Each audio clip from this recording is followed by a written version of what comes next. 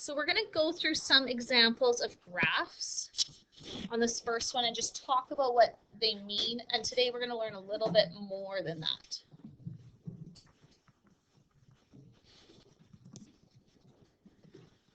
So this first graph of 3x plus 1, you plugged into your calculator, and like I said, you're welcome to. It's going to look something like that. What type of slope is that? Positive slope, right? I told you guys my analogy. We're going up the chairlift. We're really excited. We're happy, excited to go snowboarding. This next one has a negative slope. It's going to look something like this. So I know what these graphs actually look like. Make sure you're drawing them very similar to me. So like where they cross the X and Y axis, be taking note of that. It's an approximation, but I'm approximating it correctly and you might not be aware of how to. This next one, negative x cubed plus 1, forms kind of a wonky graph. That's like this.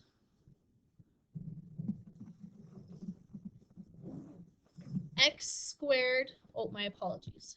That line should be up higher. X squared minus 3 forms that horseshoe or that U. Does anyone remember what the fancy actual name for this is? Parabola. Good. 553, Jacob. This next graph is y equals 1 over x. Do you guys remember from grade 9? You also could describe this as x to the power of negative 1. Going back to like your exponent laws unit, whenever you have a number in the denominator, it has a negative exponent. This graph is really different in that it looks like this. So it has two parts. It's a curve, not a sharp corner. This forms because you can't divide by 0. So x cannot equal 0. So it'll get really close to your x-axis, but I could never plug in 0 for x because I can't do 1 divided by 0. 1/2 x minus 2 looks like this. 4x looks like this. 2 to the power of x is what we call an exponential graph.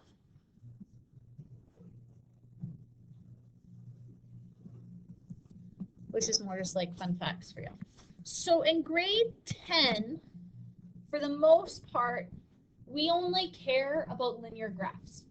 I've given you here examples of nonlinear graphs. So a linear graph has a straight line. Which ones of these are straight line graphs?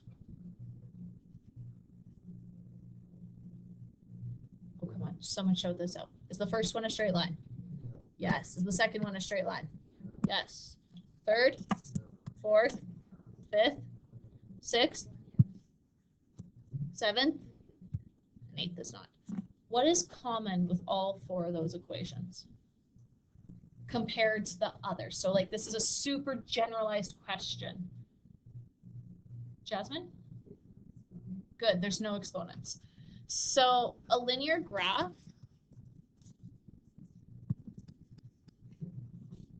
has, I'm going to say more specifically, an exponent of 1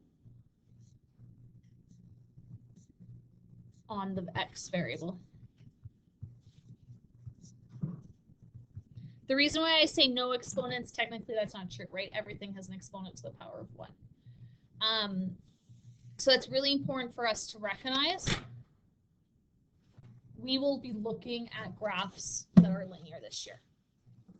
Next year, you get to start looking at more of these other types of graphs that are here, and you get to start learning like the equations and different things that represent them and scenarios with them, and it becomes a lot more interesting than it is this year. But that's it. Turn the page.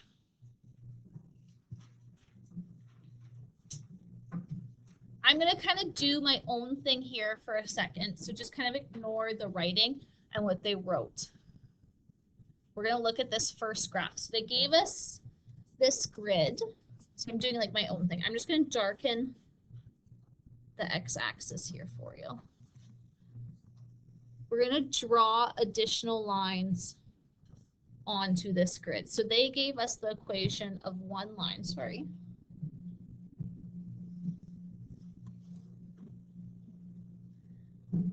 So this first line is at the equation 2 over 3x minus 1. So I'm going to draw 2 more graphs. And I want you guys to copy down these points exactly like I am. So let's do a point, a y-intercept at 2. And then a point at 3 and 3. Oh, just kidding, not 3 and 3, 4 and 3.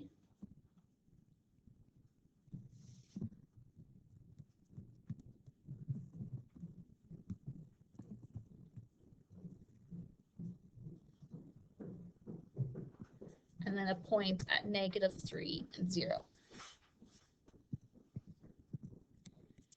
You should get 3 dots in a perfectly straight line. When you plot those correctly, I want you to connect them to the best of your abilities, making a straight line as well.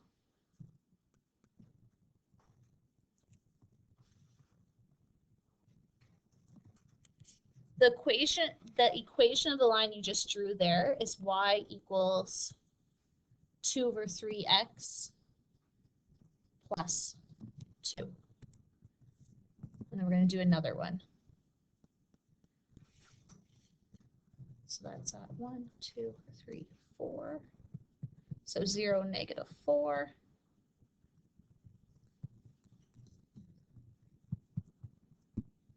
And 3 and -2. And -3 and -6.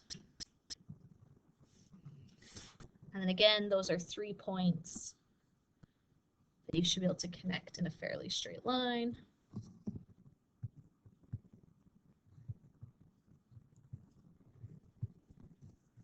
So you should be drawing that.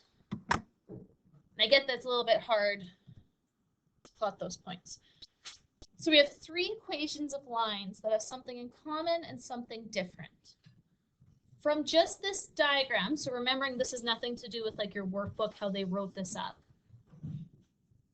What do you see that's common and different? Like, what do you notice about these 3 graphs or these 3 equations? Go ahead, Khalil. Don't overthink this. Good, they all have the same slope. Meaning they're what? What's the math word? Who just said similar? They are similar, yes, Jacob. So, same slope. Where can you write this? Sorry. I would put this like in the space below here. So don't worry about this. So all 3.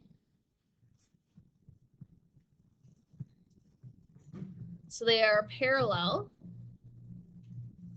So therefore their slope is the same. Okay, so something is slightly different between those lines. So talking about the actual graphs, their slopes are all the same. What's different about them? Someone other than Khalil. He's spoken up a few times. He doesn't need to hold the class. Sorry, say that again, the line. Good, so the line's moving up and down, right? So it's like the vertical height or my y-intercept is changing.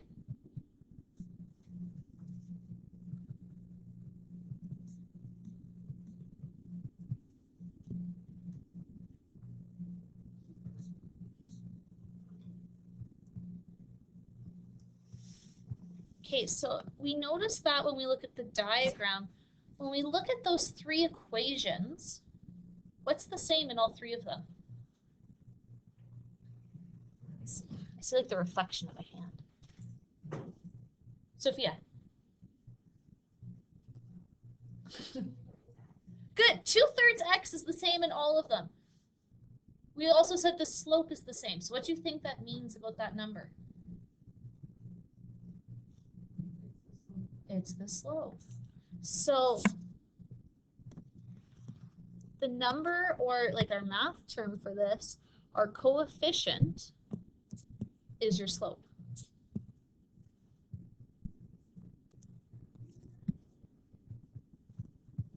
What's the thing that's changing in all of these?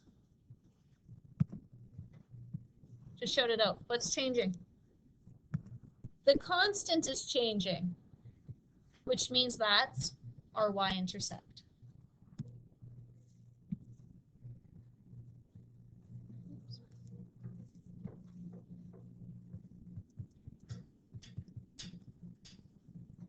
That could have been a really simple investigation.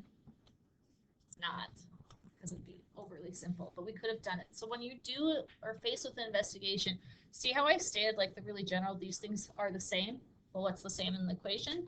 That's a good kind of strategy for investigations. Okay, we're going to skip a few things that they do because I feel like they overcomplicate this. So if you turn to page 555 and then go like halfway down the page, that's where they've written this out a little bit neater. So slope-intercept form, we say is equal to y equals mx plus b. So in the space above that, we're going to write in some notes there. So this is a general form of an equation. M represents our slope.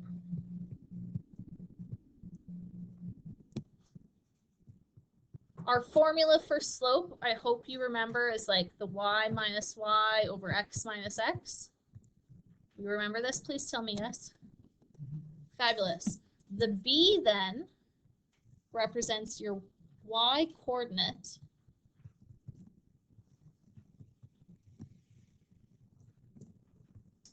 of the y-intercept.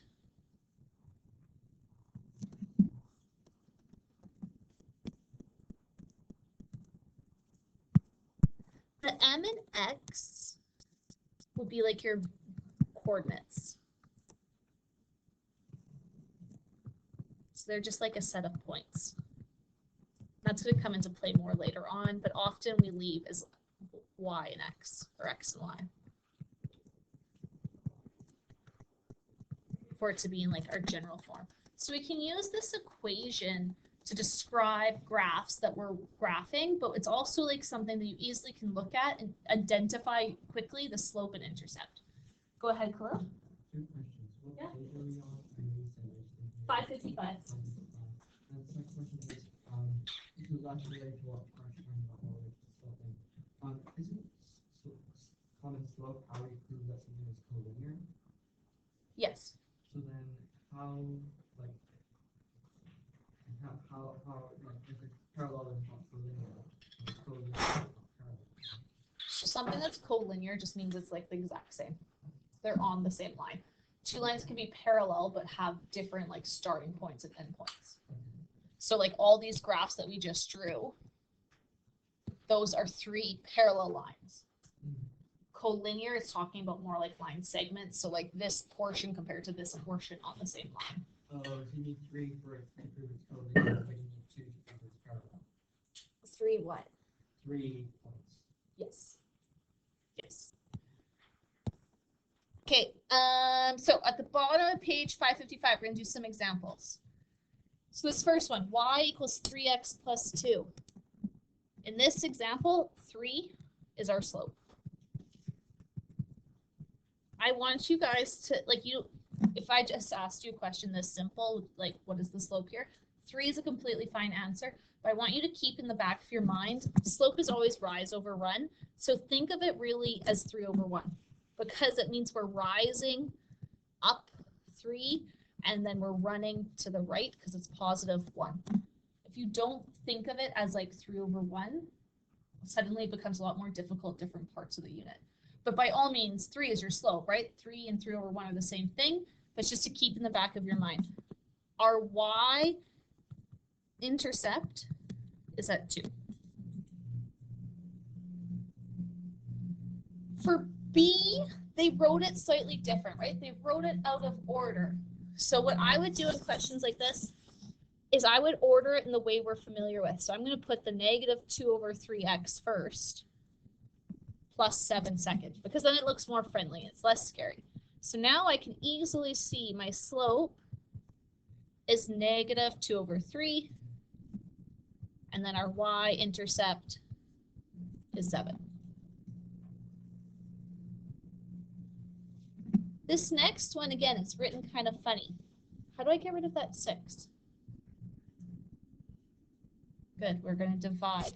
Make sure, this is going back to like our basic algebra, we're dividing the entire side by 6.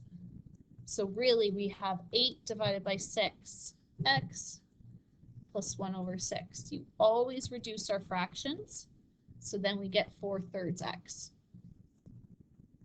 plus 1/6. So our slope is 4/3, and our y-intercept is at a 1/6.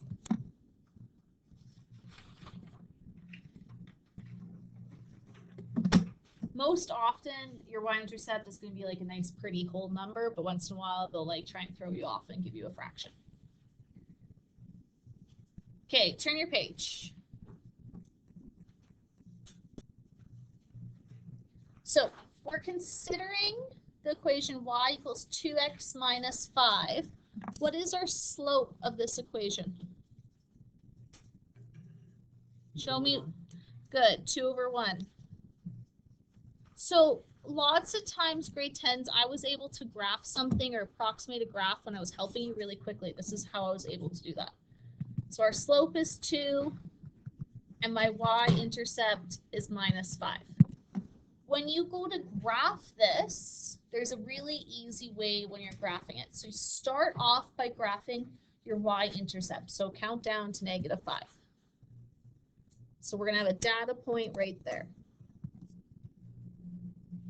Then you can just use your slope and count it out to plot your lines.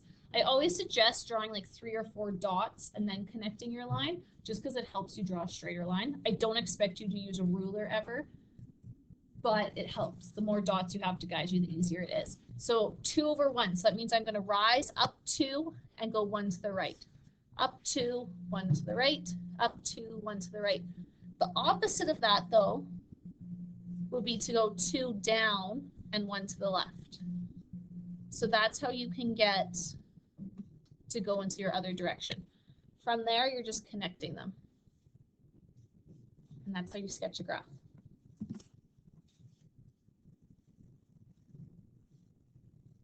Is that okay? Maybe? Yeah, cool. So on this next one, our y-intercept is at -6. Then it says determine the x-intercept algebraically. So algebraically means by hand. Our x-intercept is where y is equal to 0. Go ahead, Khalil. Sorry, just go back. With the data point, it's related to like real life or whatever. So the slope therefore would be like if y was high or x was high, whatever, you know, after 1 second, the value of y increased by that. Yes. And so those would be your data points, and then you just multiply that slope depending on the sector. Yeah, totally. Okay, so to find our x-intercepts, this is like straight from our last unit, so this should just be review. I plug in 0 for y, then I'm going to isolate and solve for x. So I would add 6 to both sides. I'm going to show all my steps. By all means, if you can go faster, go faster. But to cancel out the 2/3, I multiply both sides by 3 to cancel out those 3's. So then I would get 18 equals 2x. To get rid of the 2, I divide both sides by 2. So then x is equal to 9. So that means I have a second data point. So at -6, I have a point, and then at 9, I have a point. So now if I use my slope of 2/3, so rising 2, running 3, I should be able to easily connect these 2 points.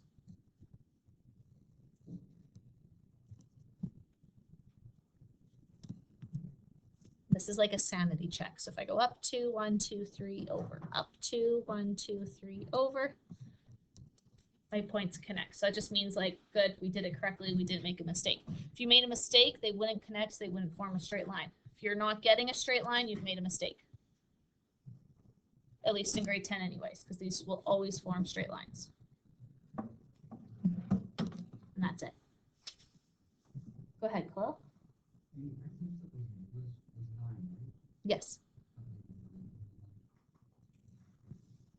I didn't draw -9. I drew +9. What? I drew +9. No, I got -9. Oh, like you did. Yeah. Okay. Okay. How does that feel? Is that okay? You guys are really quiet. Tired? I feel like you just got like yelled at by the previous teacher and like scolded really hard. Not bad. Okay. So, these are the practice questions I want you to do. It's not a ton. You should easily finish them. And then tomorrow's class, we continue on with this like y equals mx plus b, but we'll give you like more context to it. And then first thing Monday morning, I know it's painful, but we're going to do a little quiz. But it's just on content. If you've done the practice questions, you'll be fine. It's just after today's lesson and tomorrow's lesson, things get a little bit harder. And I want to make sure that you're like understanding slope well and understanding this really well. So it's just like a check-in.